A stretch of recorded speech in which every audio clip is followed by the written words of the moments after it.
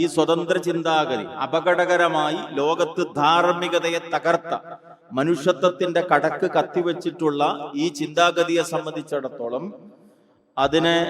അതിന് മനുഷ്യനെ വ്യാഖ്യാനിക്കാൻ സാധിച്ചിട്ടില്ല എന്നതാണ്.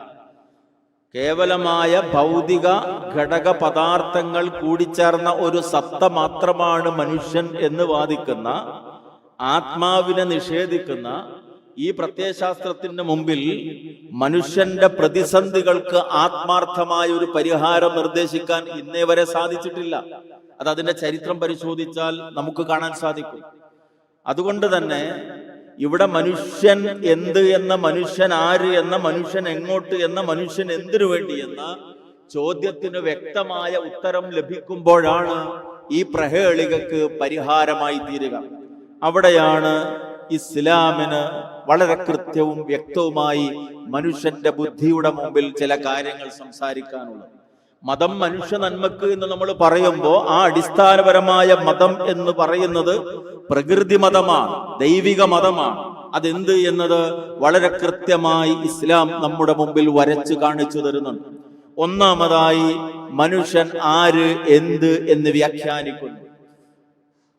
165 ഗ്രാം കാർബണും അതുപോലെ തന്നെ 35 ഗ്രാം മിനറൽസും ഏതാനും ഗ്രാം കാർബോഹൈഡ്രേറ്റ് പോലെയുള്ള ചില വസ്തുക്കളുമൊക്കെ കൂടി ചേർന്നുകൊണ്ട് ഒരു ഘടക വസ്തുവിന്റെ സമ്മിശ്ര രൂപം മാത്രമാണ് മനുഷ്യൻ എങ്കിൽ ആ വസ്തുക്കൾ കൂട്ടിച്ചേർത്താൽ ഒരു മനുഷ്യൻ ഉണ്ടാകേണ്ടിയിരുന്നു.